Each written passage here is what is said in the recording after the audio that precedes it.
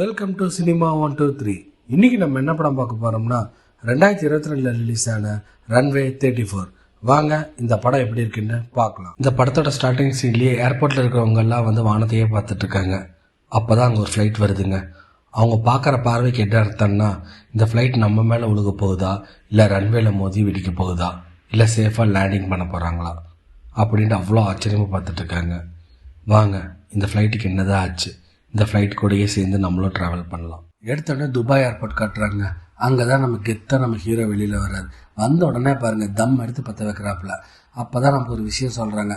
இவருக்கு வந்து ஒரு ஃபோட்டோஜெனிக் மெமரி இருக்குங்க. அதாவது பார்த்திங்கன்னா, ஒரு புக்கே கொடுத்தீங்கனாலும் ஒரு வாட்டி படித்தா போதும், இவருக்கு ஆட்டோமேட்டிக்காக வந்து அந்த புக்கில் இத்தனை நம்பர் பேஜில் இந்த வேர்டு இருக்குது, இந்த சென்டென்ஸ் இருக்குதுன்னு சொல்லிட்டு பயங்கரமாக வந்து மைண்டில் வந்து ரெக்கார்ட் பண்ண மாதிரி வந்து பண்ணிக்குவார். எப்போ கேட்டாலும் வந்து சொல்லுவார். இவரோட வாழ்க்கையில் பார்த்திங்கன்னா ஞாபகம் மருதிங்கிறது ஒன்று இல்லவே இல்லைங்க. அப்படிப்பட்ட ஒரு மெமரி. அப்படி தான் காரில் போய் பேசிகிட்டு இருக்கும்போது இவருக்கு வந்து ஒரு ஒய்ஃபு ஒரு பொண்ணு இருக்காங்க. ஒய்ஃப் உடனே இருந்துட்டு, எங்க மறுபடியும் வந்து நீங்கள் தம் அடிக்க ஆரம்பிச்சிட்டிங்களா அப்படின்னு கேட்குறாங்க. உடனே இவர் எப்படி சமாளிக்கிறதுன்னு தெரியாமல், ஹோட்டல் வந்துருச்சு, நான் ரூம் போயிட்டுன்னு ஒன்று கூப்பிட்றேன் அப்படின்னு சொல்லிட்டு கட் பண்ணிடுறாரு. ஹோட்டல் ரூம் காட்டுறாங்க. எப்பா பாப்பா, இது பார்த்தா ரூம் மாதிரியே தெரியலிங்க, பேலஸாட்டு இருக்குங்க. அங்கே உட்காந்துட்டு ஜாலியாக வந்து சாப்பிட்டுட்டு இருக்காப்புல.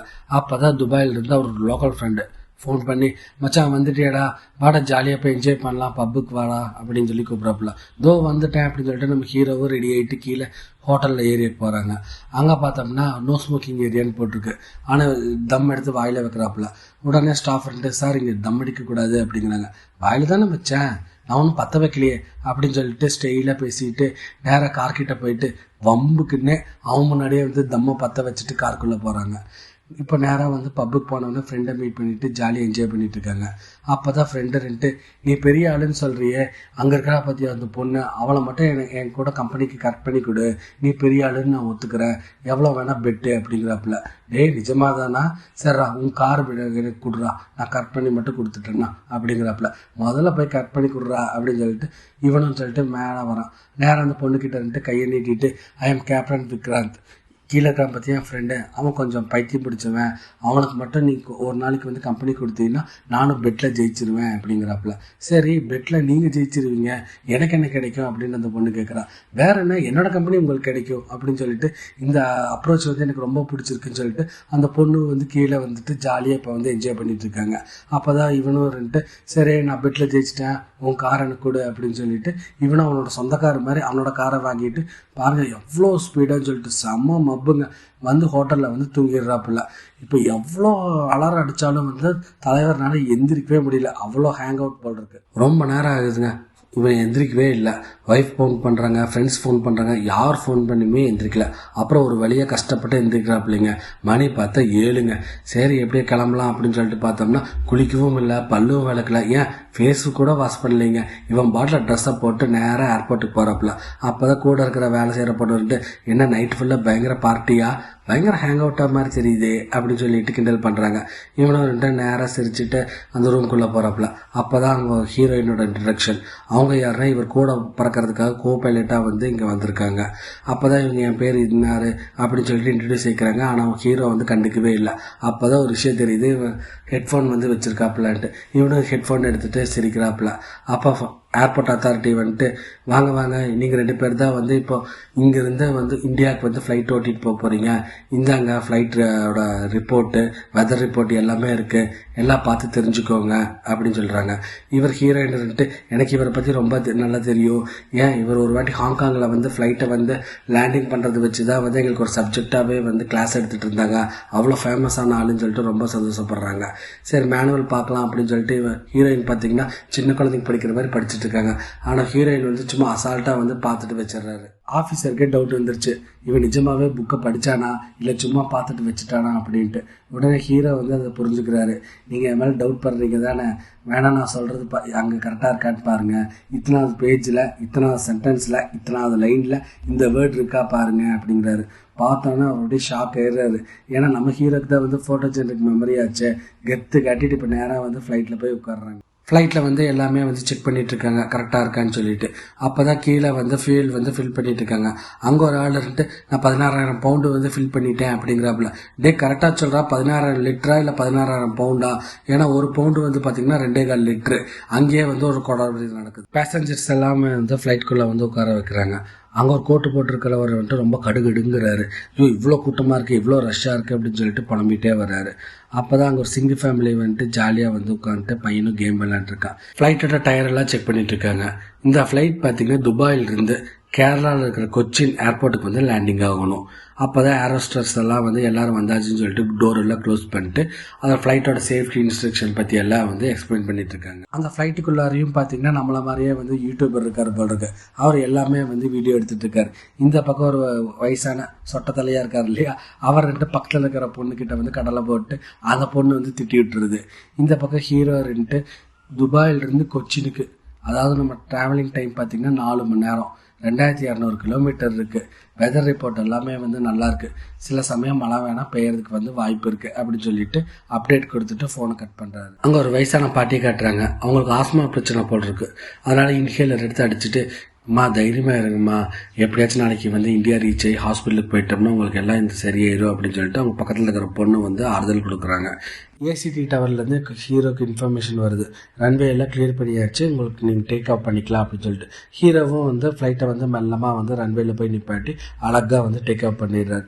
பண்ணி கொஞ்சம் நேரம் கழிச்சு பப்ளிக்குக்கெல்லாம் வந்து இன்ஸ்ட்ரக்ஷன் கொடுக்குறது, நீங்கள் சீட் பெல்ட் கழட்டிக்கலாம், நார்மலாக வந்து நீங்கள் நடந்துக்கலாம், ஆனால் ஒரு வேளை ஏதாச்சும் ப்ராப்ளம்னா மறுபடியும் வந்து நீங்கள் சீட் பெல்ட் போட்டுக்கணும் அப்படின்னு சொல்லிட்டு ஜென்ரல் இன்ஸ்ட்ரக்ஷன் கொடுத்துட்டு ஹீரோயின் கிட்ட இருந்துட்டு, அம்மா நீ இனிமேல் ஃப்ளைட்டை வந்து டேக் அவுட் பண்ணிக்கோம்மா, நான் கொஞ்ச நேரம் ரெஸ்ட் எடுக்கிறேன் அப்படிங்கிறாப்புல. ஏன் சார் உங்களுக்கு ஏதாச்சும் ப்ராப்ளமா அப்படிங்கிறேன். ப்ராப்ளமெல்லாம் ஒன்றும் இல்லை, நாளைக்கு என் பொண்ணுக்கு பர்த்டே, அங்கே போய் நான் பார்ட்டியை என்ஜாய் பண்ணணும், அதனால நான் இப்போ கொஞ்சம் நேரம் வந்து ரெஸ்ட் எடுத்துக்கிறேன், நீ வந்து ஓட்ட ஆரம்பிமா அப்படின்னு சொல்லிடுறாங்க. ஹீரோயின்னு இருந்துட்டு அந்த பொண்ணுக்கு வந்து வாழ்த்துக்கள் சொல்லிட்டு, சரி சார் நீங்கள் ரெஸ்ட் எடுங்க, நான் இந்த ஃப்ளைட்டை பார்த்துக்கிறேன் அப்படின்னு சொல்லிட்டு அவங்க ஓட்ட ஆரம்பிச்சிடுறாங்க. பேசஞ்சரில் ஒருத்தர் வந்துட்டு எனக்கு சரக்கு வேணும்னு சொல்லி தொந்தரவு பண்ணிட்டு இருக்காரு. உடனே அங்கே ஏரோஸ்டர்ஸ் வந்துட்டு, சார் நாங்கள் ஏற்கனவே வந்து உங்களுக்கு கொடுத்துட்டோம், இதுக்கு மேலே வந்து அலோடு கிடையாது நீங்கள் குடிக்கிறதுக்கு, சாரி சார்ன்னு சொல்லிட்டு பஞ்சாயத்து பண்ணிட்டு இருக்காங்க. இந்த பக்கம் கோ பைலட் வந்துட்டு ஒரு புக்காக பார்த்துட்டு மேனுவல் பார்த்துட்டு இது கரெக்டாக இருக்கா அது கரெக்டாக இருக்கான்னு சொல்லிட்டு ரொம்ப பதட்டமாக வந்து செக் பண்ணிட்டு இருக்காங்க. ஹீரோ வந்துட்டு இந்த பொண்ணு ரொம்ப பதட்டமாக இருக்கிறத பார்த்துட்டு இவரே வந்து மிஷின் ரீடிங் எல்லாம் வந்து கரெக்டாக செட் பண்ணிட்டு இருக்காரு. உடனே ஹீரோயின் வந்துட்டு, என்ன சார் எதுவுமே நீங்கள் பார்க்காம நீங்களே வந்து ஆட்டோமேட்டிக்காக கரெக்டாக செட் பண்ணிட்டு இருக்கீங்க அப்படிங்கிறாங்க. ஆமாம், இப்போ எக்ஸ்பீரியன்ஸ் ஆச்சுன்னா வந்து இதே ரீடிங் தான், இது மாறவே மாறாது, உனக்கும் எக்ஸ்பீரியன்ஸ் ஆயிடுச்சுன்னா நீயும் தாராளமாக இப்படி செக் பண்ணலாம், வேணா டவுட்டாக இருந்துச்சுன்னா கரெக்டாக இருக்கான்னு சொல்லி நீ வேணா ரீசெக் பண்ணிக்கோ அப்படிங்கிறாப்புல. அப்போ தான் வந்து ஏரோஸ்டர்ஸை கூப்பிட்டு, எனக்கு ரொம்ப தலைவலியாக இருக்குது, எனக்கு கொஞ்சம் பிளாக் டீ கொடு, அதே மாதிரி பிஸ்கட் 2 கொடு அப்படிங்கிறாப்புல. அதே மாதிரி கோபைலிட்டு காது கூட கேட்காம வந்து மெல்லமாக காதோரமாக எனக்கு கொஞ்சம் டிஸ்பிரின் கொடு அப்படிங்கிறாப்புல. அது என்ன டிஸ்பிரின்னா, வலி நிவாரண மாத்திரை போல் இருக்குங்க, அது போட்டால் கொஞ்சம் ரொம்ப தூக்கம் வரும் போல் இருக்கு, அதனால் வந்து இது வெளியில் தெரியக்கூடாதுன்னு சொல்லிட்டு அந்த பொண்ணுக்கிட்ட மட்டும் சத்தம் இல்லாமல் வந்து கேட்குறாப்புல. இதை விட பெரிய கூத்து ஒன்று பண்ணுறாப்புலைங்க. கஸ்டமருக்காக சரக்கு வச்சுருக்காரு இல்லைங்களா, அதை கொஞ்சம் கிளாஸில் ஊற்றிட்டு பாத்ரூம்குள்ளே போயிட்டு யாருக்கும் தெரியாமல் வந்து குடிச்சு போட்டு வெளியில் வராப்புல. ஹீரோ வந்துட்டு இன்ஃபர்மேஷன் கொடுக்குறாப்புல, எல்லோரும் சீட் பெல்ட் எடுத்து போட்டுக்கோங்க, இன்னும் நம்ம லேண்டிங் ஆகிறதுக்கு இன்னும் 45 நிமிஷம் தான் இருக்குது, இங்கே மழையெல்லாம் வருது போல் இருக்குது, அதனால் வந்து ஃப்ளைட்டு வந்து ரஃபாக தான் ஓட்ட முடியும், அதனால் எல்லோரும் சேஃப்டியாக வந்து சீட் பெல்ட் போட்டுக்கோங்க அப்படின்னு சொல்லிடுறாரு. ஏர்போர்ட்டில் இருக்கிற 2 பேர்த்த காட்டுறாங்க. இவர் பேர் தான் திரிபாதி. இவருக்கு சமயத்தில் தான் வந்து இவர் பொண்ணு வந்து ஆக்சிடெண்ட்டில் இறந்துருக்காங்க. உடனே பக்கத்தில் இருக்கிறவர் வந்துட்டு, ஏங்க சார் அதுக்குள்ளே நீங்கள் வேலைக்கு வந்துட்டீங்க, கொஞ்சம் நேரம் ரெஸ்ட் எடுத்துகிட்டு வரலாம்ல அப்படிங்கிறாங்க. இல்லை எனக்கு வீட்டில் இருந்தால் என் பொண்ணு ஞாபகமாகவே இருக்குது, அது அழுது எனக்கு போதும் டைப் போச்சு, இங்கே வேலைக்கு வந்தாலாச்சும் எனக்கு கொஞ்சம் நிம்மதியாக இருக்கும், அதை பற்றி கொஞ்சம் நேரமாச்சும் நான் மறந்துட்டுருப்பேன் அப்படிங்கிறப்பல. சரி வாங்க சார் அப்படின்னு சொல்லிட்டு இவரும் வந்து உட்காந்துட்ருக்காரு. இவர் தான் வந்து நம்ம ஃப்ளைட்டுக்கு வந்து ஏஐசிடி கண்ட்ரோல் பண்ணுறவர். உடனே ஹீரோ வந்துட்டு கொச்சின் ஏர்போர்ட்டுக்கு வந்து காண்டாக்ட் பண்ணுறாங்க. நாங்கள் இந்த மாதிரி பக்கத்தில் வந்துட்டோம், இப்போ நாங்கள் லேண்டிங் பண்ணலாமா அப்படின்ட்டு. அவர் வந்துட்டு இங்கே கிளைமேட் ரொம்ப மோசமாக இருக்குது, துபாயிலிருந்து வர ஃப்ளைட் எல்லாமே வந்து நாங்கள் வேறு ஏர்போர்ட்டுக்கு வந்து திருப்பி விட்டுட்ருக்கோம், தயவு செஞ்சு நீங்களும் வந்து வேறு ஏர்போர்ட்டுக்கு போயிடலாம், நான் கொஞ்சம் நேரத்தில் வந்து உங்களுக்கு ரீடிங்ஸ் அனுப்புகிறேன் அப்படிங்கிறாரு. ஹீரோ வந்துட்டு, இல்லை எங்கள் ஃபியூல் வந்து ரொம்ப கம்மியாக இருக்குது, எங்களால் வேறு ஏர்போர்ட்டுக்கு போக முடியாது, எங்களுக்கு ரன்வே மட்டும் கிளியர் பண்ணி கொடுங்க, நான் பத்திரமா இறக்கிடுறேன் அப்படிங்கிறாரு. ரன்வேல கிளியர் பண்ணிட்டு இப்போ நீங்கள் லேண்டிங் பண்ணிக்கோங்க அப்படின்னு சொல்லிட்டு இன்ஃபர்மேஷன் கொடுத்துறாரு.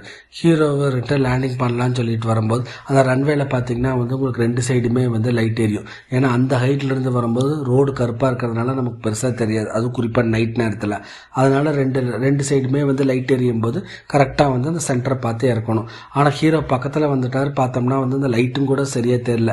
ஏன்னா அவ்வளோ பனிமூட்டமாக மழை வேற பெஞ்சிட்டு இருக்கு, இவருக்கு ஒன்றுமே தெரில. சரி எங்களுக்கு ஒன்றுமே தெரில, நாங்கள் திரும்பவும் வந்து ஒரு ரவுண்ட் அடிச்சுட்டு வரோம், அதுக்குள்ளே ஏதாச்சும் விசிபிள் மாறுதான்னு சொல்லி பார்க்கலான்னு சொல்லிட்டு ஹீரோ லேண்டிங் பண்ணாமல் இன்னொரு ரவுண்ட் அடிக்கிறாப்புல. இப்போ கண்ட்ரோல் டவர்லேருந்து ஹீரோக்கு வந்து கான்டாக்ட் பண்ணுறாங்க. தயவு செஞ்சு ஃப்ளைட் இங்கே இறக்காதீங்க, ஏற்கனவே துபாயிலிருந்து வந்த ஃப்ளைட் வந்து பக்கத்தில் இருக்கிற ட்ரிவாண்ட்ரம் ஏர்போர்ட்டில் வந்து அழகாக சேஃப் லேண்டிங் ஆயிடுச்சு, நீங்களும் அதே மாதிரி வந்து ட்ரிவாண்ட்ரத்துக்கு போயிருங்க, இங்கே என்னதான் பண்ணாலும் விசிபிலிட்டி உங்களுக்கு வராது, ரிஸ்க் எடுக்காதீங்க அப்படிங்கிறாங்க. சரி ஹீரோ சரி ஓகே நாங்கள் திருவாண்டத்துக்கே போய்க்கிறோம் அப்படிங்கிறாங்க. உடனே கோ பைலட்ன்ட்டு சார் ஏங்க சார் இப்படி நீங்கள் மாற்றி பேசுகிறீங்க, ஆக்சுவலாக வந்து நம்ம ஃப்ளைட்டு அங்கேருந்து கிளம்பும் போதே என்ன முடிவு பண்ணியிருந்தோம், ஒரு வேளை வந்து இங்கே மழை பெஞ்சு பெருசாக வந்து விசிபிலிட்டியே இல்லைன்னா நம்ம பெங்களூரில் தானே இறக்குற மாதிரி பேசிட்டு வந்தோம். அதுவும் இல்லாமல் ஃப்ளைட்டில் வந்து இத்தனை பேசஞ்சர்ஸ் இருக்காங்க, ஃப்ளைட் ஃபுல்லி லோடடு, கிட்டத்தட்ட 3300 கிலோ இருக்குது இந்த ஃப்ளைட்டு, நம்ம வந்து பெங்களூர் போயிட்டோம்னா தான் வந்து சேஃபாக வந்து லேண்டிங் பண்ண முடியும் அப்படிங்கிறாங்க. உடனே ஹீரோன்ட்டு எதுக்காக இப்போ நீ வந்து பெங்களூருக்கு வந்து ஃப்ளைட்டை லேண்ட் பண்ண சொல்கிறேன் அப்படின்னு கேட்குறாரு. ஹீரோயின்ட்டு சார் கேரளாலேயே வந்து மழை பெஞ்சிட்ருக்கு, இப்போ கொச்சின் ஏர்போர்ட்டில் மழை பெய்யுது, விசிபிலிட்டி தெரியலனா அதே மாதிரி தான் சார் திருவேண்டரம் ஏர்போர்ட்லேயும் இருக்கும், நம்ம தேவையில்லாமல் ரிஸ்க் எடுக்க வேண்டாம், ஃப்ளைட்டில் பார்த்திங்கன்னா ஃபுல்லி லோடடாக இருக்குது, எல்லா பேசஞ்சர்ஸும் அவங்களோட லக்கேஜ் ஃப்ளைட்டோட வெயிட்டு எல்லாம் சேர்த்து 3300 கிலோவுக்கு மேலே இருக்குது, நம்மக்கிட்ட இருக்கிற ஃபியூலை வச்சுட்டு பெருசாக வந்து ரிஸ்க் எடுக்க வேண்டாம், நம்ம பேசாமல் வந்து பெங்களூருக்கே போய் லேண்ட் பண்ணிடலாம், அதுவும் இல்லாமல் நம்ம அப்படி தானே முடிவு பண்ணியிருந்தோம் துபாயிலேருந்து கிளம்பும் போது, ஒரு வேளைங்க வெதர் கண்டிஷன் மோசமாக இருந்துச்சுன்னா பெங்களூரில் தானே லேண்டிங் பண்ணணும்னு சொல்லி நம்ம பேசியிருக்கோம் அப்படிங்கிறாங்க. இப்படி நீ பேசுகிறது படி பார்த்தோம்னா எல்லா ஊர்லேயுமே தான் லேண்டிங் பண்ணலாம், ஆனால் அப்படியெல்லாம் வந்து பைலட் வந்து பண்ணக்கூடாது. இப்போ இவங்க வந்துட்டு என்ன சொன்னாங்க, திருவேண்டரத்துக்கு தானே போக சொன்னாங்க, நம்ம வேணால் திருவேண்டரத்துக்கு வேணால் போய் லேண்டிங் பண்ணிக்கலாம், எனக்காக வேணால் நீ வெதர் ரிப்போர்ட் வேணால் வாங்கி செக் பண்ணு அப்படிங்கிறாங்க. இவங்களும் வந்துட்டு உடனே வந்து ஏசிடி டவர் கான்டாக்ட் பண்ணி வெதர் ரிப்போர்ட் எனக்கு கொஞ்சம் சென்ட் பண்ணுங்க அப்படிங்கிறாங்க. அவரும் வந்துட்டு திருவேண்டரமோட வெதர் ரிப்போர்ட் பார்த்தீங்கன்னா நீங்கள் மேலேருந்து வரும்போது 3 கிலோமீட்டர் தூரத்துலேயே வந்து உங்களுக்கு ரன்வே வந்து கிளியராக இருக்குது, அங்கே வந்து பெருசாக மழை கிடையாது, நீங்கள் வந்து சேஃப்டியாக வந்து லேண்டிங் பண்ணிக்கலாம் அப்படிங்கிறாங்க. உடனே ஹீரோயின் வந்து பயங்கர அப்செட் ஆகிடுறாங்க. சார் நான் மறுபடியும் சொல்கிறேங்க சார், தேவையில்லாமல் ரிஸ்க் எடுக்க வேண்டாங்க சார், நம்ம பெங்களூருக்கே போயிடலாங்க சார் அப்படிங்கிறாங்க. என்னம்மா நீ பேசினதே பேசிகிட்டு இருக்க, ஒரு பைலட்டுக்குங்கிறது வந்து கொஞ்சமாச்சும் கட்ஸ் வேணும்மா, நீ தைரியமாக இருமா, இங்கே பாரும்மா நம்மக்கிட்ட இருக்கிற ஃப்ளைட்டோட ஃபியூல் வச்சுட்டு பார்த்தம்போது திருவேண்டரம் சப்போஸ் இறக்க முடியலன்னா பக்கத்தில் இருக்கிற இன்னொரு ஏர்போர்ட்டுக்கு கூட நம்ம போகலாம், ஆனால் இதுவே வந்து கர்நாடகாவில் இருக்கிற பெங்களூர் ஏர்போர்ட்டுக்கு போனோம்னா தூரம் ஜாஸ்தி, நம்ம இருக்கிற ஃபியூல் வச்சு அந்த பெங்களூருக்கு போயிடலாம், ஆனால் அங்கே லேண்டிங் பண்ணும்போது ஏதாச்சும் ஒரு பிரச்சனை வந்துருச்சுன்னா நம்ம அங்கேருந்து பக்கத்து ஏர்போர்ட்டுக்கு போகிறது கூட நம்மக்கிட்ட ஃபியூல் இருக்காது, அதனால் கொஞ்சமாக வந்து யோசிச்சுப்பார், நம்ம இருக்கிற ஃபியூலை வச்சுட்டு இங்கேயே வந்து வேணால் நான் லேண்டிங் பண்ணி பார்க்குறேன், ஒரு வேளை திரும்ப இதே ரன்வேல நான் லேண்ட் பண்ண பார்க்குறேன், என்னால் முடியல இல்லை விசிபிலிட்டியே தெரியலன்னா வேணால் நம்ம அதுக்கப்புறம் ஒரு யோசனை பண்ணலாம்னு சொல்லிட்டு திரும்ப அந்த ஏர்போர்ட்டை வந்து ஒரு ரவுண்ட் அடிக்கிறப்பல. ஏசிடியோட மேனேஜர்ன்ட்டு இந்த ஆளுக்கு என்ன பைத்தியமாக பிடிச்சிருக்கு, எதுக்கு இங்கேயே வந்து சுற்றிட்டு இருக்காப்புல, இவங்கள தான் வந்து திருவேண்டரத்துக்கு வந்து ரூட் மாற்றி விட்டுச்சுல்ல, அங்கே போக சொல்ல வேண்டியது தானே, இந்த ஆள் என்ன பைத்தியமா அப்படிங்கிறப்பல. இந்த பக்கம் ஹீரோன்ட்டு சரி இந்த வாட்டி நான் கரெக்டாக இறக்கிடுவேன் அப்படின்னு சொல்லிட்டு பக்கத்தில் வர்றாரு. பார்த்தோம்னா மறுபடியும் ரன்வே வந்து விசிபிலிட்டியே தெரியல. உடனே சரி நீ ஆசைப்பட்ட மாதிரியே நம்ம திருவேண்டரத்துக்கு போய் இறங்கிடலாம் அப்படின்னு சொல்லிட்டு ஃப்ளைட்டை திருப்புறாரு. அப்போ தான் திருவேண்டரத்துலேருந்து ஒரு நியூஸ் வருது, இந்த மாதிரி இங்கேயும் வந்து வெதர் கண்டிஷன் ரொம்ப மோசமாகி போச்சு, அதனால் வந்து ஃப்ளைட்டை வந்து இங்கே எந்த ஃப்ளைட்டுமே வந்து திருப்பி விடாதீங்க, எல்லாமே வந்து வேறு ஏர்போர்ட்டுக்கு வந்து இறக்க சொல்லுங்கள் அப்படின்னு சொல்லிட்டு ஒரு இன்ஃபர்மேஷன் வருது. அங்கே இன்ஃபர்மேஷன் கலெக்ட் பண்ணிவிட்டு நேராக வந்து திருப்பதி கிட்ட வந்து கொடுக்குறாங்க. ஆனால் திருப்பதி வந்து அதை பார்த்துட்டு சொல்லலான்னு இருக்கும்போது அதுக்குள்ளே வந்து இவருக்கு இருமல் வந்து மூச்சு ப்ராப்ளமே வந்து ஏற்பட்டது. இந்த கூத்தில் பார்த்திங்கன்னா ஹீரோ வந்து பார்த்திங்கன்னா ஒரு 1/2 மணி நேரம் வேஸ்ட் பண்ணிட்டார், கிட்டத்தட்ட ஃபீலும் வந்து தீர்ற ரேஞ்சுக்கு வந்துருது. இவர் கச்சீஃப் எடுக்கும்போது கூடையே சேர்ந்து அந்த வந்த ரிப்போர்ட்டையும் சேர்த்து அந்த பேப்பர் எடுத்துகிட்டு வெளியில் போயிடுறாரு. ஆக மொத்தம் நம்ம ஹீரோக்கும் சரி கோ பைலட்டுக்கும் சரி ட்ரிவாண்ட்ரத்தில் வந்து வெதர் மோசமாக இருக்குங்கிற நியூஸ் வந்து போய் சேர போகிறதில்ல. இவர் மறுபடியும் ட்ரிவாண்ட்ரத்துக்கு போகிறதுக்காக போயிட்டுருக்கார். ஃப்ளைட்டில் பார்த்தீங்கன்னா இன்னும் 1 மணி நேரம் பறக்கிறதுக்கு அளவுக்கு தான் வந்து ஃபியூயல் இருக்குது. இவர் பேசஞ்சர்ஸ்கிட்டயே அப்டேட் பண்ணுறாரு, இங்கே வெதர் மோசமாக இருக்கிறதுனால நம்ம வந்து ட்ரிவாண்ட்ரத்துக்கு போய் லேண்டிங் பண்ண போகிறோம் அப்படிங்கிறாரு. அப்போ தான் அந்த பேசஞ்சரில் இருக்கிற ஒரு ரிப்போர்ட்டர், அதாவது வயசான தாடி வச்சுட்டு இருக்கார் இல்லையா, அவர் ஆக்சுவலாக வந்து ரூல்ஸ் படி பார்த்தோம்னா நம்ம துபாயிலேருந்து கிளம்பும்போது கொச்சினில் வந்து லேண்டிங் பண்ண முடியலன்னா பெங்களூருக்கு தானே போகிறேன்னு சொன்னாங்க, இப்போ எதுக்கு ட்ரிவாண்ட்ரம் போகிறாங்க, அங்கேயும் தானே வெதர் மோசமாக இருக்கும் அப்படின்னு சொல்லிட்டு பேசஞ்சர்ஸ்குள்ளே ஒரு சலசலப்பு ஏற்படுது. இந்த நியூஸ் உடனே வந்து கேப்டனுக்கு வந்து சொல்கிறாங்க. கேப்டனும் வெளியில் வந்துட்டு, எதுக்கு நீங்கள் எல்லாருமே சத்தம் போட்டுட்டு இருக்கீங்க, உங்களுக்கு யாராச்சும் ஃப்ளைட் ஓட்ட தெரியுமா, வாங்க நீங்கள் ஓட்டுங்க, நான் உட்காந்து வேடிக்கை பார்க்குறேன், நீங்கள் சொல்லுங்கள் எந்த இடத்துல லேண்டிங் பண்ணலாம் அப்படின்னு சொல்லிட்டு மிரட்ட ஆரம்பிக்கிறாரு. உடனே அங்கே இருக்கிறவங்கெல்லாம் வந்து சத்தம் இல்லாமல் வந்து போய் உட்காந்துக்கிறாங்க. அப்போ தான் அங்கே இருக்கிற பாட்டிப்பா வந்து மூச்சுறதுக்கு ரொம்ப கஷ்டப்படுறாங்க. இவர் போய் பக்கத்தில் உட்காந்துட்டு, அம்மா கொஞ்சம் பொறுத்துக்கோங்க, இன்னும் கொஞ்சம் நேரத்தில் வந்து நான் பத்திரமா வந்து உங்களை லேண்ட் பண்ணி விட்டுருவேன், என்னை நம்புங்க அப்படின்னு சொல்லிட்டு ப்ராமிஸ் பண்ணுறாரு. இவங்க ட்ரிவாண்ட்ரம் இருக்கிற ஏர்போர்ட்டுக்கு வந்து கான்டாக்ட் பண்ணுறாங்க. நாங்கள் ஃப்ளைட் வந்து லேண்ட் பண்ண போகிறோம், எங்களுக்கு ரன்வே கிளியர் பண்ணி கொடுங்க அப்படின்ட்டு. உடனே அங்கே இருக்கிறவங்க வந்துட்டு, உங்களுக்கு இன்னும் நியூஸே வரலையா, வெதர் ரிப்போர்ட் வந்து இங்கே கொச்சின் விட ரொம்ப மோசமாக இருக்குது, ஒரு அடிக்கு முன்னாடி என்ன இருக்குன்னு கூட தெரிய மாட்டேங்குது, தயவு செஞ்சு நீங்கள் ஃப்ளைட்டை திருப்பிட்டு போங்க அப்படிங்கிறாங்க. அப்போ தான் ஹீரோ என்கிட்ட ஃப்ளைட்டில் இருக்கிற ஃபியூயல் எல்லாம் ஃபுல்லாக காலியாகி போச்சு, என்னால் திருப்பிட்டு வேறு இடத்துக்கு போக முடியாது, தயவு செஞ்சு எங்களுக்கு கொஞ்சம் கிளியர் பண்ணி கொடுங்க அப்படிங்கிறாங்க. அப்போ தானே இவங்க ஷாக்கே ஆகுறாங்க, என்னது ஃப்ளைட்டில் வேறு ஃபியூயல் இல்லையா, ஐயோ இங்கே வரவே முடியாதுயா, இன்ஃபர்மேஷன் வேறு கொடுத்தாச்சு, இப்போ என்னையா பண்ணுறது அப்படிங்கிறாங்க. நீ ஒன்றும் பண்ண வேண்டாம், நீ வந்து அந்த வெதர் ரிப்போர்ட் மட்டும் கரெக்டாக வந்து படித்து சொல்லு, நான் அதை கேட்டுட்டு நான் பார்த்துக்கிறேன் அப்படின்ட்டு ஹீரோ சொல்லிடுறாப்புல. இவங்களும் லேட்டஸ்ட் வெதர் ரிப்போர்ட் எடுத்து ஹீரோக்கு வந்து அப்டேட் பண்ணுறாங்க. பாருங்கள், இப்போ வந்து 1 கிலோமீட்டர் தூரத்தில் வந்து தான் வந்து உங்களுக்கு ரன்வேவே வந்து கண்ணுக்கு தெரியும், ஆனால் இவ்வளோ பக்கத்தில் வந்து ரன்வே கண்ணுக்கு தெரிஞ்சதுன்னா இது ரொம்ப ஆபத்து, ஃப்ளைட் வந்து கிராஷ் தான் ஆகிறதுக்கு வாய்ப்பு இருக்குது அப்படிங்கிறாங்க. அதெல்லாம் நான் பார்த்துக்கிறேன், எனக்கு ரன்வே மட்டும் கொஞ்சம் கிளியர் பண்ணி கொடுங்க அப்படிங்கிறாங்க. சரி, நீங்கள் எவ்வளோ நேரம் தான் இன்னும் பறக்க முடியும், உங்ககிட்ட எவ்வளோ தான் ஃபியூயல் இருக்குது அப்படிங்கிறாங்க.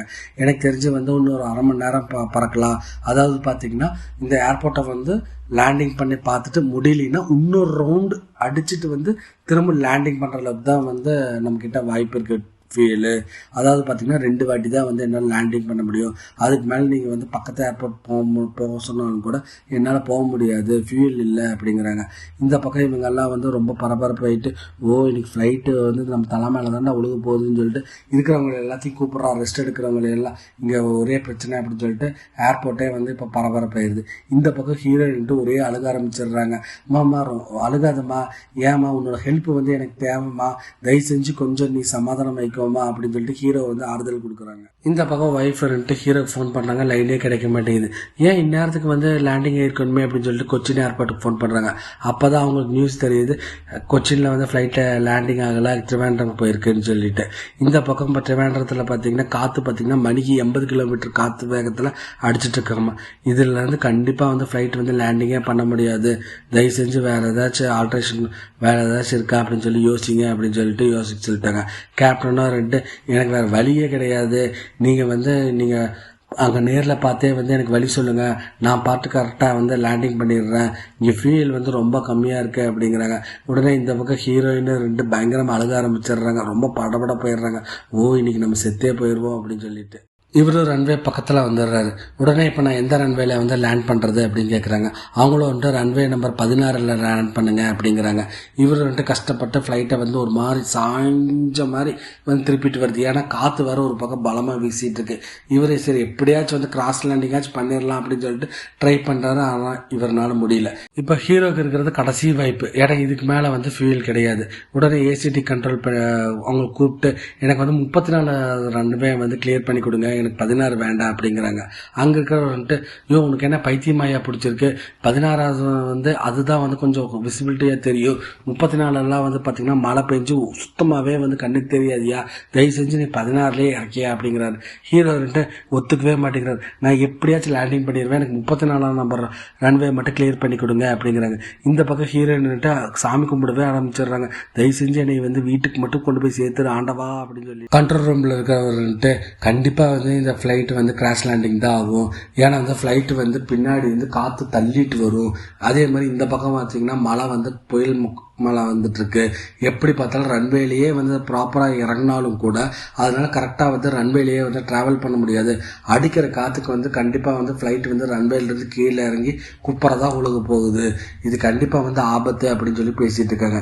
இது எல்லாமே வந்து ஹீரோ வந்து கேட்டுகிட்டே இருக்காரு. நீங்கள் ஒன்றும் கவலைப்படாதீங்க, நான் சேஃபாக லேண்ட் பண்ணுவேன், எனக்கு 34 நம்பர் மட்டும் கிளியர் பண்ணி கொடுங்க, எனக்கு இதுக்கு மேலே வந்து ஃபியூலே கிடையாது, தயவு செஞ்சு புரிஞ்சுக்கோங்க அப்படின்னு சொல்லிட்டு அவரோட ஒரு பக்கம் வந்து கான்ஃபிடென்ட்டாக வந்து இறக்கிடலாம் அப்படின்னு சொல்லிட்டு வந்துட்டு இருக்காங்க. ஹீரோவும் அங்கே இருக்கிற பேசஞ்சர்ஸ்க்கு எல்லாமே வந்து அனௌன்ஸ்மெண்ட் கொடுத்துட்றாரு. இந்த மாதிரி வந்து நம்ம லேண்டிங் பண்ண போகிறோம், ஆனால் பேபி வந்து கிராஷ் லேண்டிங்காக கூட இருக்கலாம், அதனால எல்லாருமே வந்து சீட் பெல்ட் போட்டு கொஞ்சம் ரொம்ப சேஃப்டியாக ஏதாச்சும் ஒன்று பிடிச்சிட்டு உட்காந்துக்கோங்க அப்படின்னு சொல்லிடுறாங்க.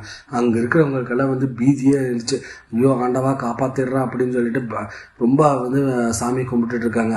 இந்த பக்கம் ஹீரோ மேடேன்னு சொல்லிட்டு வந்து ஃப்ளைட்டை வந்து லேண்டிங் பண்ண பார்க்குறாங்க. இந்த பக்கம் கண்ட்ரோல் ரூம்லேயும் இருந்துட்டு ஐயோ ஃப்ளைட்டு இதாகிடுச்சுன்னா என்ன பண்ணுறதுன்னு சொல்லிட்டு அங்கே இருக்கிற ஆம்புலன்ஸு, போலீஸ் ஃபோர்ஸுக்கு எல்லாத்துக்குமே வந்து இவங்களால என்னென்ன சேஃப்டி பண்ண முடியுமோ வந்து எல்லாமே வந்து சேஃப்டி பண்ணிகிட்டு இருக்காங்க. இந்த மேடே வார்த்தை வந்து நீங்கள் சமீபத்தில் கூட நீங்கள் கேள்விப்பட்டிருக்கீங்க. ஆமாங்க, அகமதாபாத்தில் கூட இன்சிடென்ட் நடந்துச்சு இல்லையா, கிட்டத்தட்ட இதே மாதிரி தாங்க. என்ன இது மழை, அது வந்து வெயிலுங்க. இதுவும் வந்து ஒரு ட்ரூ இன்சிடென்ட் தாங்க இந்த படம். இப்போ இந்த ஏர்போர்ட்குள்ளே ரன்வே சுற்றி ஃபுல்லாக வந்து ஆம்புலன்ஸு, ஃபயர் ஃபைட்டர்ஸு எல்லாருமே வந்து ரெடியாக இருக்காங்க. எப்படி இருந்தாலும் இந்த விமானம் வந்து கிராஷ் லேண்டிங் தான், ஏதாச்சும் ஒரு ஆபத்து வரும் அப்படின்னு சொல்லிட்டு எல்லாருமே வந்து பயங்கர ரெடியாக இருக்கிறாங்க. இந்த பக்கம் ஹீரோவர்ன்ட்டு அவர் என்ன பண்ணுறாருன்னா கண்ணை மூடிக்கிட்டாருங்க, தூங்க ஆரம்பிச்சிட்டாரு. ஐயோ என்னையா நீங்கள் தூங்க ஆரம்பிக்கிறீங்க அப்படின்னு சொன்னால் எந்த பதிலுமே இல்லைங்க. அப்போ தான் வந்து ஏன்னா வந்து இவர் ட்ரிவாண்ட்ரம் ஏர்போர்ட்டுக்கு வந்து நிறையா வாட்டி வந்து லேண்டிங் பண்ணியிருக்காரு. அதுவும் பார்த்திங்கன்னா குறிப்பாக வந்து 34 நம்பர் ரன்வேல இவர் வந்துட்டு அது அப்படி, ஏன்னா இவருக்கு தான் வந்து ஃபோட்டோஜெனிக் மெமரி ஆச்சு. முன்னாடி எல்லாம் வந்து நம்ம எந்த இதில் வந்து லேண்டிங் பண்ணோம் அப்படின்னு சொல்லிட்டு அதை யோசனையிலேயே வந்து இவர் அப்படியே வந்து கண்ணு மூடிட்டு யோசனை பண்ணிகிட்டே வந்து ஃப்ளைட்டை வந்து கீழே இறக்கிட்டே இருக்காருங்க. கண்ட்ரோல் ரூம் பார்த்துறதுங்க, அந்த பக்கம் ஆம்புலன்ஸோட சைரன் சத்தம்லாம் பயங்கரமாக இருக்குங்க. ஆனால் ஹீரோ கிட்ட வந்து ஒரு மயான அமைதிங்க. அவர் கண்ணை மூடிட்டே வந்து அப்படியே வந்து அந்த மெமரி பவர்லேயே வந்து ஃப்ளைட்டை வந்து அப்படியே மெல்லமாக வந்து கீழே கொண்டு வந்துட்டு இருக்காருங்க. ஹீரோயினை மட்டும் வந்து நீ அந்த டிகிரிஸ் மட்டும் கரெக்டாக எனக்கு பார்த்துட்டு வந்து அப்படியே வந்து நீ சொல்லு அப்படிங்கிறாங்க. இவங்களும் வந்து அதை பார்த்து ஒன்று சொல்லிட்டு இருக்காங்க. இவர் வந்து கண்ணு மூடிட்டே வந்து ஃப்ளைட்டை வந்து மெல்லமாக வந்து அப்படியே கீழே இறங்குறாங்க. இங்கே பாருங்க, கண்ட்ரோல் ரூமில் இருக்கிறவங்கலாம் பதட்டமாக வந்து அந்த ஃப்ளைட்டை வந்து பார்த்துட்டே இருக்கிறாங்க. இப்போ ஃப்ளைட்டு பார்த்தீங்கன்னா 100 அடி கீழே வந்துருச்சுங்க. ஹீரோவும் கண்ணை மூடிட்டு அப்படியே வந்து லேண்டிங் பண்ணுறாரு. கரெக்டாக வந்து லேண்டிங் பண்ணுறாருங்க. சின்ன ஒரு ஜர்க்கு தான், அந்த லக்கேஜ் இல்லாமல் மட்டும் வந்து தலை மேலே வந்து விழுகுது, வேறு எதுவுமே ஆகலைங்க. பின்னாடி ஃப்ளைட்டுக்கு பின்னாடி வந்து ஆம்புலன்ஸ், ஃபயர் சர்வீஸ் வந்து ஃப்ளைட்டை ஃபாலோ பண்ணிகிட்டே வர்றாங்க. ஏன்னா வந்து மழை வேறு வருது இல்லைங்களா, எப்படி இருந்தாலும் பிரேக் பிடிச்சாலும் வந்து கரெக்டாக வந்து அந்த ரன்வேல வந்து நிற்காது, கண்டிப்பாக வந்து இது அந்த பக்கம் தான் போய் உழுகும் அப்படின்னு சொல்லிட்டு எப்படியாச்சும் காப்பாற்றிடலாம்னு சொல்லிட்டு இவங்களும் பின்னாடியே போயிட்டு வராங்க.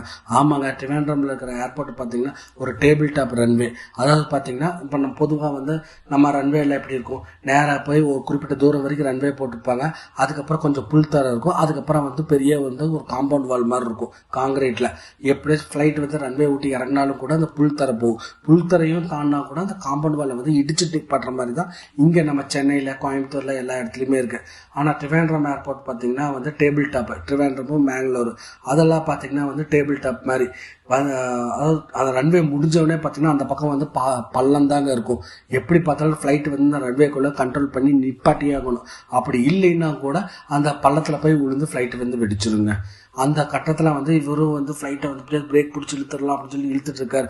அப்போ தாங்க வந்து ஹீரோயினே வந்து ஒரு நினைவு வந்து ஐயோ நம்ம கரெக்டாக வந்து இறங்கிட்டோம் அப்படின்னு சொல்லிட்டு அவங்களும் வந்து பிரேக் பிடிக்கிறதுக்காக வந்து ஹெல்ப் பண்ணுறாங்க. எப்படியோ வந்து ஃப்ளைட்டு வந்து அந்த பள்ளத்தில் விழாமல் வந்து கரெக்டாக ரன்வேக்குள்ளாரையே வந்து ஹீரோ வந்து நிப்பாட்டிடுறாப்புல. இந்த பக்கம் ஹீரோ இன்னும் கண்ணே திறக்கலைங்க. கோபைலட் தான் ரெண்டு அப்படியே வந்து அவளுக்கு அப்போ தான் வந்து மூச்சே வருதுங்க. ஏன்னா பக்கத்தில் இருக்கிற ஒருத்தர் கண்ணு திறந்து ஓட்டிகிட்டு வந்தாலே கூட இங்கே ஒன்றுமே தெரியலையே, இவன் கண்ணு மூடிட்டு ஓட்டிகிட்டு வரானேன்னு சொல்லிட்டு அங்கே இருக்கிற பேசஞ்சருக்கு, கோபைலட்டுக்கு எல்லாத்துக்குமே வந்து இப்போ தாங்க வந்து மூச்சே வருது. ஹீரோவாக காக்பிட்லேருந்து வெளியில் வர்றாரு. உடனே பேசஞ்சர்ஸ் எல்லாம் இருந்துட்டு அவர் கடவுள் மாதிரி பார்க்குறாங்க. எல்லோரும் கை தட்டி ரொம்ப தேங்க்ஸுங்க, எங்களை பத்திரமா வந்து சேஃப்டியாக இறக்கிட்டீங்க அப்படின்னு சொல்லிட்டு ரொம்ப பாராட்டுறாங்க. இவர் ரெண்டு அதெல்லாம் ஒன்றும் இல்லை அப்படின்னு சொல்லிட்டு எல்லாருமே இறங்கி இப்போ ஏர்போர்ட்டுக்குள்ளே போகிறாங்க. ஏர்போர்ட்லேருந்து வெளியில் போகலான்னு சொல்லி பார்க்கும்போது அங்கே யாருமே வந்து இல்லை. பைலட்லேயும் 2 பேரை வந்து ஆஃபீஸர்ஸ் வந்து உங்களுக்கு என்கொயரி இருக்குது, நீங்கள் வாங்க அந்த ரூமுக்குன்னு சொல்லி கூட்டிகிட்டு போயிடுறாங்க. அந்த ரூமில் பார்த்தீங்கன்னா திமுறா ஒரு பொம்பளை வந்து உட்காருதுங்க. அவங்க யாருன்னா வந்து இந்த ஃப்ளைட் கம்பெனியோட வக்கீல். அதாவது இவங்க ஹீரோ ஓட்டுற ஃப்ளைட் கம்பெனி பேர் வந்து ஸ்கைலைன், அதோட வக்கீல் தான் வந்து இவங்க. இங்கே பாரு, நீ ஃப்ளைட் எப்படி ஓட்டினியோ ஏது பண்ணியோ எனக்கு தெரியாது, ஆனால் லீகலாக மட்டும் ஒரு பதில் சொல்லு. நீ ஃப்ளைட்டையும் மட்டும் காப்பாற்றலை, இந்த கம்பெனியும் தான் நீ சேர்த்து காப்பாற்றிருக்க. நல்லா புரிஞ்சுக்கோ, நீ இப்போ வரைக்குமே வந்து ஸ்கைலைன் கம்பெனியில் தான் வந்து வேலை செய்கிற, எங்களுக்கு ஆதரவாக தான் நீ வந்து பேசணும் அப்படின்னு சொல்லிட்டு சின்னதாக வந்து ஒரு மிரட்டிட்டு அந்த பொம்பளை வந்து போயிடுதுங்க. இந்த பக்கம் ஹீரோ கிட்ட என்ன நினச்சேன்னு சொல்லுங்க அப்படிங்கிறாங்க. ஹீரோவா ரெண்டு திமிரா உனக்கு என்ன வேணுமோ அதை கேளியா, நான் அது பதில் சொல்கிறேன் அப்படிங்கிறாப்புல. இந்த பக்கம் ஃப்ளைட்டை வந்து சல்லடை போட்டு சுத்தம் பண்ணிட்டு இருக்காங்க. ஏன் குப்பை தொட்டி கூட இல்லைங்க, எல்லாமே வந்து சுத்தம் பண்ணிட்டு இருக்காங்க. அப்போ தான் வந்து அவங்களுக்கு ஒரு விஷயம் கிடைக்கிது. ஹீரோ வந்துட்டு டிஸ்பிளின் மாத்திரை வாங்கினார் இல்லையா, அது கிடைக்கிது. அதுவும் இல்லாமல் ஒரு கிளாஸில் வந்து சரக்கு ஊற்றி வந்து குடித்தார் இல்லையா, அதுவும் வந்து இவங்க ஆதாரமாக வந்து எடுத்து வச்சுக்கிறாங்க. இந்த விசாரணை குழுவும் பார்த்தீங்கன்னா ஹீரோவை வளைச்சு கேள்வி கேட்குறாங்க. ஹீரோவும் வந்து ஸ்டார்டிங்லேருந்து நடந்தது எல்லாமே வந்து சொல்லிட்டு இருக்காப்புல. அப்போ தாங்க அவள் கரெக்டான ஒரு கேள்வி கேட்குறாங்க. நீங்கள் சரக்கு அடிச்சிங்களா அப்படின்ட்டு. ஏங்க, ஒரு 150 பேரை வந்து நான் உயிரை கொடுத்து நான் காப்பாற்றிருக்கேன், என்ன போய் நீங்கள் இப்படி கேள்வி கேட்கலாமா அப்படின்னு சொல்லிட்டு ஹீரோ ரைஸ் ஆகிறாரு. 150 பேர் இல்லை, 149 பேர்.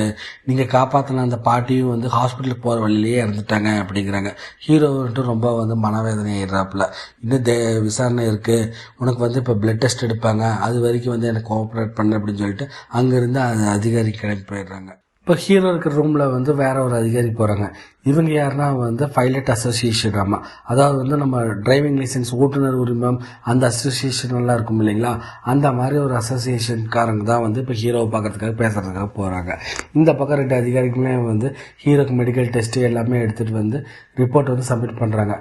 பைலட் வந்து நல்லா கான்ஃபிடென்ட்டாக தான் இருக்கார், ஆனால் வந்து கோ பைலட் தான் வந்து ரொம்ப பதட்டமாக இருக்காங்க. இதுதான் ரிப்போர்ட்டு அப்படின்னு சொல்லிட்டு அமிதாப் பச்சனுக்கு வந்து கொடுக்குறாங்க. அமிதாப் பச்சன் தான் இந்த மொத்த இன்வெஸ்டிகேஷனுக்குமே வந்து ஹெட்டு. இவர் ரிப்போர்ட் வந்து மறுபடியும் கையில் கொடுத்துட்டு நல்லா செக் பண்ண அப்படிங்கிறாரு. இவர் ஃபஸ்ட்டு பேஜ் பார்க்குறாரு. பார்த்தோம்னா வந்து கையெழுத்து போடல. கையெழுத்து போடு அப்படின்னு சொல்லிட்டு கையெழுத்து போடுறாரு. 2வது பேஜ் பாரு அப்படிங்கிறாரு. இவரும் மெல்லாமல் வந்து 2வது பேஜ் திருப்புறாரு. டோட்டல் செக் பண்ணு அப்படிங்கிறாரு. பார்த்தா டோட்டல் மிஸ்டேக்குங்க. திரும்ப total sorry sir, total mistake ஆயிடுச்சு அப்படின்னு சொல்லிட்டு திருத்துறாரு. திரும்ப 3வது பேஜை பாரு அப்படிங்கிறாரு. என்னது அப்படின்னு பார்த்தோம்னா அங்கே டேட்டு நீ கரெக்டாக போடல அப்படிங்கிறாரு. இவர் டேட்டு சாரி சார் அப்படின்னு சொல்லிட்டு டேட்டை போடுறாரு. 4வது பேஜை திருப்புங்கிறாரு. சார் என்னாச்சு அப்படிங்கிறாரு. பின்ன என்னையா, இது ஒன்று ரெசிக்னேஷன் லெட்ரு, இப்படியெல்லாம் நீ வேலை பார்த்தா நீ என்ன இந்த இன்வெஸ்டிகேஷனில் நீ கண்டுபிடிக்க போகிற அப்படின்னு சொல்லிட்டு வேலையை எடுத்து தூக்கிடுறாருங்க. இப்போ தான் தெரியுது இவருக்கும் வந்து பார்த்திங்கன்னா நம்ம ஹீரோ மாதிரியே வந்து ஃபோட்டோஜெனிக் மெமரின்ட்டு. ஏன்னா ஒரு 2 நிமிஷம் தாங்க அந்த இவங்க சப்மிட் பண்ண ரிப்போர்ட்டை பார்த்தோம்னா இத்தனை தப்பு கண்டுபிடிச்சிருக்காரு. இந்த பக்கம் பைலட் அசோசியேஷன் ஹெட்ருன்ட்டு, நீ ஒன்றும் கவலைப்படாதப்பா, நீ 149 பேரை காப்பாற்றிருக்க, இதனால உன் மேலே எந்த தப்புமே கிடையாது அப்படிங்கிறாரு. இல்லை சார், என்னால் தான் வந்து அந்த பாட்டி இறந்துட்டாங்க அப்படிங்கிறாங்க. இங்கே பாரு, நீ ஒரு டெலிவரி பாய், நீ கரெக்டாக வந்து பார்சலை வந்து டெலிவரி பண்ணிட்ட, அதாவது நீ பேசஞ்சர்ஸ் 150 பேரை வந்து கரெக்டாக வந்து கொண்டு வந்து இறக்கிட்ட, அதுக்கப்புறம் அவங்க இறந்துட்டாங்கன்னா நீ எப்படி பொறுப்பாக ஏற்றுக்க முடியும்? இதெல்லாம் உங்கள் தப்பு கிடையாது, நீ தைரியமாக இரு, இன்னும் இன்வெஸ்டிகேஷன்லாம் நடக்கும், அதை கரெக்டாக கோஆப்ரேட் பண்ணு அப்படிங்கிறாங்க. கரெக்டாக வந்து ப்ரீத்திங் டெஸ்ட் எடுக்கிறதுக்கெல்லாம் வந்துடுறாங்க. இந்த பக்கம் பாட்டியோட பாடியை பார்த்துட்டு அவங்க பொண்ணு வந்து ரொம்ப அழுகுறாங்க. அப்போ தான் ஹீரோக்கு ஃபோன் போட்டு, இங்கே பாருங்கள், நீங்கள் என்ன வேணாலும் சொல்லலாம், ஆனால் எங்கள் அம்மா வந்து உங்களை ரொம்ப நம்பினாங்க, அந்த நம்பிக்கையை வந்து நீங்கள் காப்பாற்றவே இல்லை, எங்கள் அம்மா இருந்ததுக்கு நீங்கள் தான் காரணம்னு சொல்லிட்டு பயங்கரமாக அழுக ஆரம்பிச்சிடுறாங்க. இந்த பக்கம் ஹீரோவாக இருந்துட்டு ரொம்ப வருத்தமாக இருந்துட்டு வெளியில் வந்து பார்த்தோம்னா மொத்தம் ரிப்போர்ட்டர்ஸுமே வந்து ஹீரோவை பேட்டி எடுக்கிறதுக்காக வெயிட் பண்ணிட்டு இருக்காங்க. ஹீரோவை 2 வீட்டுக்கு போய் ஒய்ஃபை வந்து கட்டி பிடிச்சிட்டு ரொம்ப அழுகிறாரு. நாட்களும் போகுதுங்க. இந்த பக்கம் அமிதாப் பச்சன் அந்த பிளாக் பாக்ஸ் இருக்கு இல்லையா, அதோட ரெக்கார்டிங்ஸ் எல்லாம் இருக்கும் இல்லையா, அதெல்லாம் வந்து எடுத்து நோட் பண்ணிட்டு இருக்காரு. அப்போ தான் ஒரு விஷயம் கண்டுபிடிச்சிருக்காரு. இந்த ஃப்ளைட்டு வந்து ஹீரோ வந்து கேட்காமையே வந்து அந்த இடத்துல லேண்டிங் பண்ணிட்டு இருக்காரு அப்படின்னு சொல்லிட்டு ஒரு விஷயமா வந்து கண்டுபிடிச்சிட்டு இருக்காரு. இப்படியே நாட்கள் போகுதுங்க. அது வரைக்கும் வந்து ஹீரோ வந்து ஃப்ளைட் ஓட்டக்கூடாதுன்னு வந்து சொல்லியிருக்காங்க.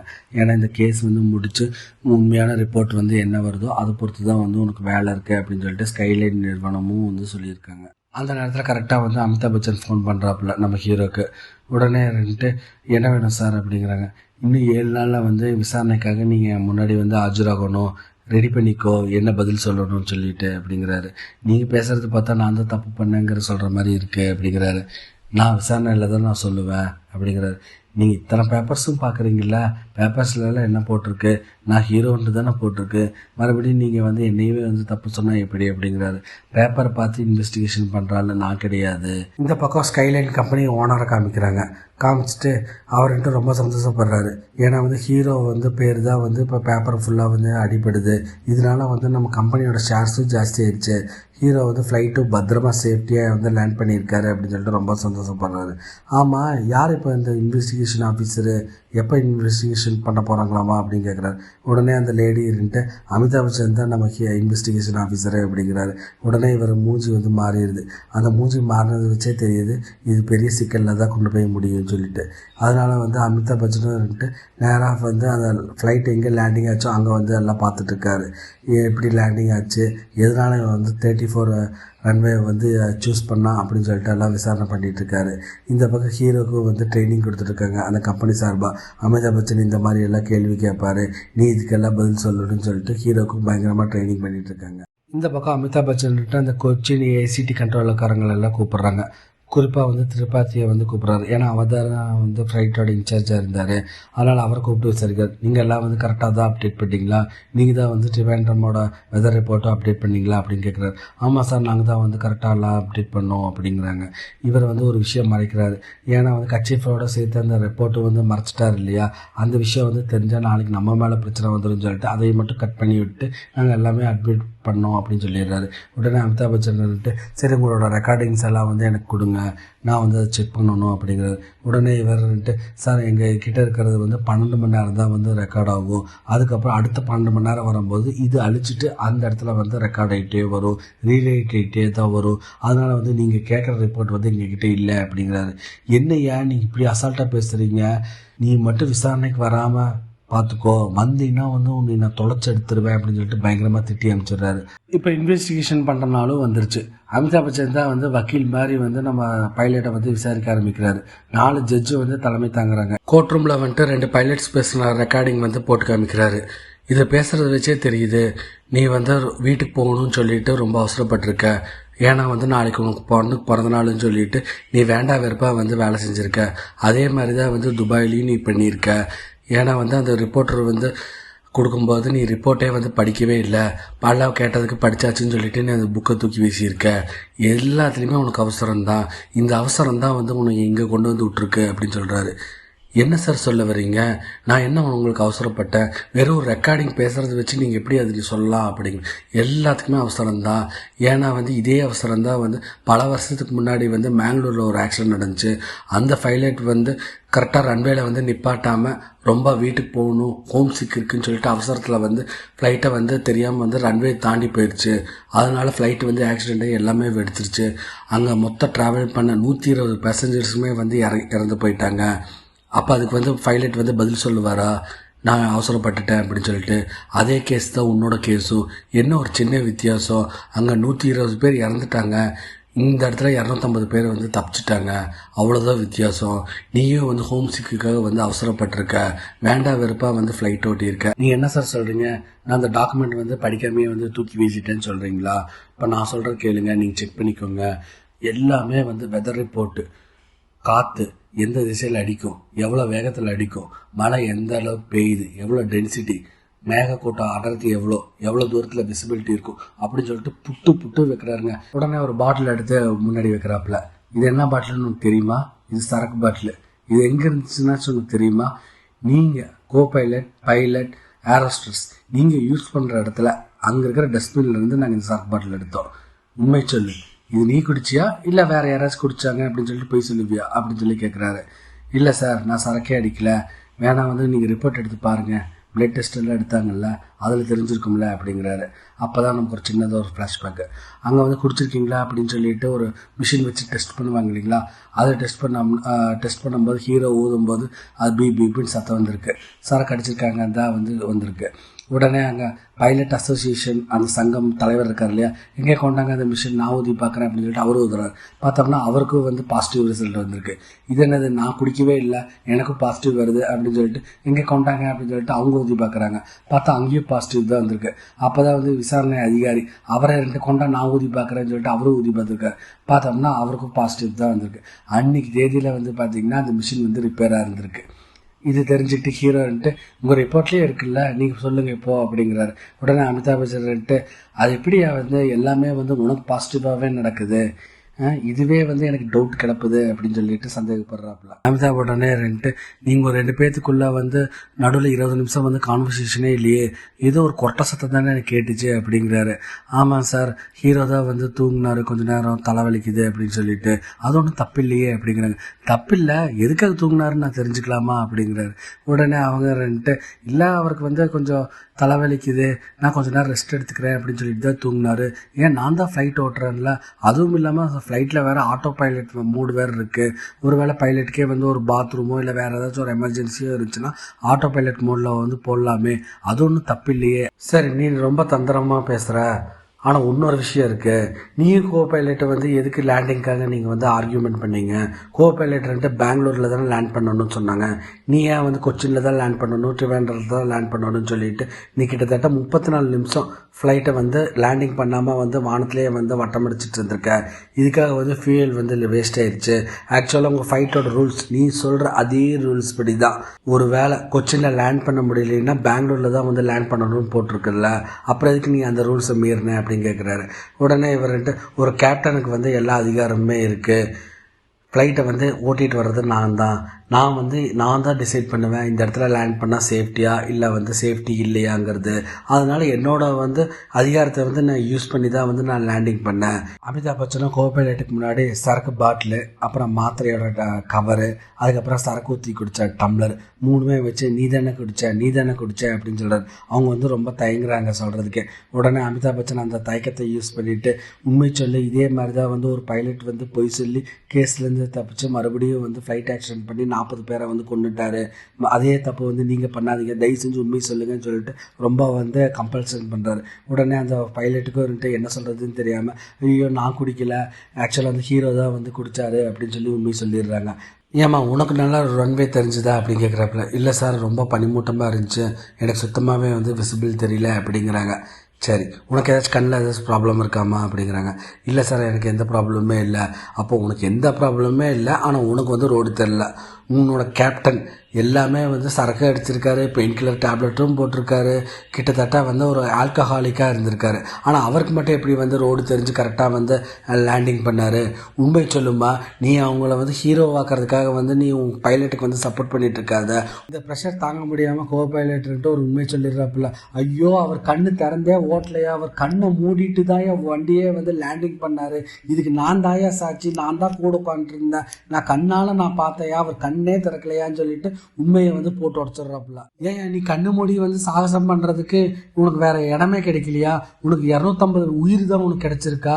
கண்ணை மூடிட்டு வந்து எவ்வளோ தைரியமாக இருந்தால் வந்து நீ இப்படி வந்து லேண்டிங் பண்ணியிருப்ப? உனக்கு எல்லாம் கேட்கறதுக்கு ஆள் இல்லைன்னு நீ நினச்சிட்டு இருக்கியா அப்படின்னு சொல்லிட்டு பயங்கரமாக வந்து அமிதாப் பச்சன் ஃபயர் பண்ணிட்டு இருக்கான். சரி, உனக்கு வந்து ஃபர்ஸ்ட் அலாட் பண்ணது வந்து 16ஆம் நம்பர் ரன்வே தானே, நீ ஏன் அங்கே ஃப்ளைட்டை இறக்காமல் வந்து 34வது நம்பரில் இறக்குன? 16வது நம்பரில் வந்து அவங்க வந்து கைட்லைன்ஸ் பண்ணிட்டு ஓரளவுக்கு வந்து விசிபிளாக தெரிஞ்சுது, ஆனால் நீ அதுலேயே முன்னால் இறக்க முடியல. ஆனால் 34ஆம் நம்பர் ரன்வேல வந்து பார்த்திங்கன்னா நீ சொன்னதுனால வந்து உனக்காக வந்து அவ்வளோ நேரம் வந்து அவங்க ரன்வேவை க்ளீன் பண்ணி கொடுத்துட்டு, அப்பவும் அதில் விஷுவல் வந்து கம்பேர் பண்ணும்போது இது ரொம்ப கம்மியாக இருந்துச்சு. நீ எதுக்காக அந்த ரன்வேல இறக்குன? ஏன் நீ சர்க்குலர் பண்ணிக்கலான்னு நீ நினச்சியா? மறுபடியும் கேட்குறேன், நீ உண்மை சொல்லு அப்படிங்கிறார். சார், உங்களுக்கு நெருப்பு கோழி தெரியுமா? அதோட பார்வை பார்த்தீங்கன்னா அதுக்கு மட்டும்தான் தெரியும் எவ்வளோ பவர் இருக்குன்ட்டு. அதே மாதிரி தான் என்னோட பார்வையும் கூட. நான் ஒன்றுன்னு சொல்லட்டுமா, நீங்கள் ஐஎஸ்டி வாட்ச் கட்டியிருக்கீங்க, ஆனால் அந்த ஐ வந்து உடஞ்சி போயிருக்கு. நீங்கள் இந்த வாதாரம் ஆரம்பிக்கும் போது வந்து கிட்டத்தட்ட 25 வாட்டி வந்து என்னை கேப்டன் சொல்லி கூப்பிட்டுருக்கீங்க. இவ்வளோ பவர் என்கிட்ட இருக்குது. அப்போ எனக்கு தான் தெரியும். நீங்கள் சொல்கிற மாதிரி வந்து 16ஆம் நம்பர் ரன்வேல வந்து இறக்க வேண்டியது தானே, ஏன் 34 இறக்குனீங்கன்னு நீங்கள் என்கிட்ட கேட்கலாம். தப்பே கிடையாது. ஏன்னா வந்து எனக்கு 34 ரன்வே வந்து நான் பல வாட்டி இறக்கியிருக்கேன். அதனால் வந்து எனக்கு இன்ச்சு பை இன்ச்சு அந்த ரன்வே எப்படி இருக்கும், எந்த இடத்துல வந்து பிரேக் போட்டால் எப்படி நிற்கும் அப்படிங்கிறது வந்து எனக்கு வந்து நல்லாவே தெரியும். அதனால தான் வந்து நான் கண்ணை மூடிக்கிட்டே வந்து என்னோடய மைண்டில் வந்து நான் இதுக்கு முன்னாடி எப்படி இறக்குனானோ அதே ரன்வே வந்து அப்படியே பிக்சராக வந்து எனக்குள்ளே ஓடிக்கிட்டே இருந்துச்சு. அதனால தான் நான் அப்படி இறக்குனேன். இதனால் வந்து நீங்கள் தப்புன்னு நீங்கள் சொல்ல முடியாது. கரெக்டு தான், நான் வந்து பேசஞ்சரை வச்சு ரிஸ்க் எடுக்கிறதா கூட நீங்கள் நினச்சிருக்கலாம். ஆனால் வந்து அதில் என்னோடய உயிரும் கூட தான் இருக்குது. அதனால் வந்து நான் என்றைக்குமே வந்து என்னோடய சுயநலத்துக்காகவோ பேசஞ்சரை வச்சு நான் பணயம் வைக்கவே மாட்டேன் அப்படின்னு சொல்லி முடிக்கிறாப்புல. நீ பேசுறது வந்து சினிமா டைலாக்கு வேணால் நல்லா இருக்கலாம். ஏன் இந்த கோர்ட்டில் நிறையா பேர் உன்னோட ஸ்பீச்சை கேட்டு மயங்கி கூட போவாங்க. ஆனால் வந்து அதுக்கு நான் நம்புறவன் கிடையாது. எனக்கு கரெக்டான வேலிட் பாயிண்ட் சொல்லு அப்படிங்கிறாங்க. சார் நீங்கள் என்ன சார், நாங்கள் வந்து ப்ராக்டிக்கலாக களத்தில் வந்து ஃப்ளைட் ஓட்டுறவங்க. நீங்கள் ஏசி ரூமில் உட்காந்துக்கிட்டு நீங்கள் வெறும் ரிப்போர்ட்டை வச்சு நீங்கள் பார்த்து நீங்கள் பேசிகிட்டு இருக்கீங்க. நீ சொல்கிறத நான் நம்பணுன்னா அதே மாதிரி சிமுலேஷன் செட்டப் பண்ணி எனக்கு முன்னாடி வந்து ஓட்டி காமி. நீ அன்றைக்கி ஓட்டும் போது நான் வந்து கூட இல்லை, இன்றைக்கி நீ ஓட்டும் போது நான் கூட இருப்பேன், உன்னை நோட் பண்ணிகிட்டே தான் இருப்பேன்.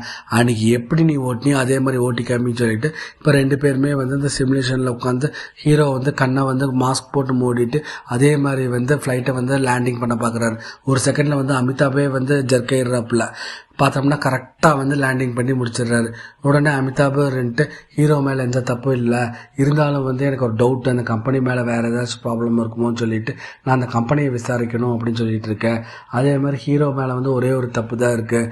அவர் என்ன தான் வந்து சேஃபாக வந்து ஃப்ளைட்டை வந்து லேண்டிங் பண்ணியிருந்தாலுமே வந்து அவர் குடிச்சிட்டு ஓட்டியிருக்காரு, அதுக்கான ப்ரூஃப் இருக்குது. அதனால் வந்து 3 மாதம் வந்து அவர் லைசன்ஸை வந்து சஸ்பென்ஷன் பண்ணணும் அப்படின்னு சொல்லி நான் கேட்டுக்கிறேன் அப்படின்னு சொல்லிட்டு கேஸை முடிச்சிடுறாங்க. வெளியில் வந்து ஹீரோவாக என்ன சார் நீங்கள் என்னை வந்து அரெஸ்ட் பண்ணி ஜெயிலில் போடுவீங்கன்னு பார்த்தா அதுவும் பண்ணலை, இந்த பக்கம் சார் ஃப்ரீயாகவே விட்டுருவீங்கன்னு பார்த்தா அதுவும் பண்ணல, ரெண்டுக்கும் நடுவில் என்ன சார் அது 3 மாதம் அப்படிங்கிறாங்க. பின்ன என்ன, நீ பண்ண காரியத்துக்கு வந்து உன்னை அப்படியே விட்டுறலாம்னு நினைக்கிறியா? இந்த மாதிரி வந்து உன்னோட தொழிலில் வந்து ஒரு பிளாக் டாட் கருப்பு துளி இருந்தால் தான் வந்து நீ அடுத்த வாட்டி வந்து ஃப்ளைட் ஏறும்போது நம்ம குடிச்சிட்டு ஓட்டக்கூடாதுன்ட்டு உன் ஞாபகத்துக்கு வரும். அதுக்காக தான் வந்து உனக்கு இந்த மாதிரி தண்டனை கொடுத்துருக்கேன் அப்படின்னு சொல்லியிருக்கேன். நான் எப்போவுமே வந்து 3 வாட்டி சான்ஸ் கொடுப்பேன். இதே மாதிரி தான் முதல்ல ஒரு வாட்டி ஃபஸ்ட்டு பேஜில் தப்பு பண்ணால் விட்டுட்டேன், 2வது பேஜில் தப்பு பண்ணால் விட்டுட்டேன், 3வது பேஜ்லேயும் தப்பு பண்ணால் மறுபடியும் எப்படி நான் விடுவேன்? வேலையை விட்டு தூக்கிட்டேன். அதே மாதிரி தான் உனக்கு இன்னும் 2 சான்ஸ் தான் இருக்குது, அதுக்குள்ளே நீயா திருந்தப்பாரு அப்படின்னு சொல்லிட்டு சிரிச்சுட்டு போயிடுறாங்க. இவர் 3 மாதம் கழிச்சு ஏர்போர்ட்டுக்கு ஃப்ளைட் ஓட்டுறதுக்காக போகிறாரு. போனவுடனே அங்கே ஒரு ஏர் ஹோஸ்டஸ் வந்து ஓடி வந்து சாரி சார் நீ மன்னிச்சிருங்க அப்படிங்கிறாங்க. ஏம்மா என்னம்மா அப்படின்னு.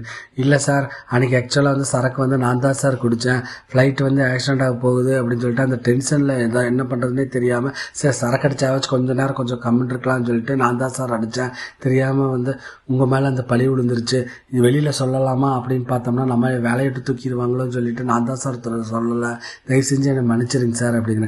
பரவாயில்ல போமா அப்படிங்கிறாரு. அடப்பாவி, நம்ம கூட நம்ம ஹீரோ தாங்க சரக்கடிச்சான்னு சொல்லிட்டு நினச்சிட்டு இருந்தோம். அவனும் பாத்ரூம்குள்ளே பாட்டில் எடுத்துகிட்டு போனான் இல்லைங்களா, ஒரு அடிக்கல போயிட்டுருக்கு, அப்படியே வந்திருக்காப்புல.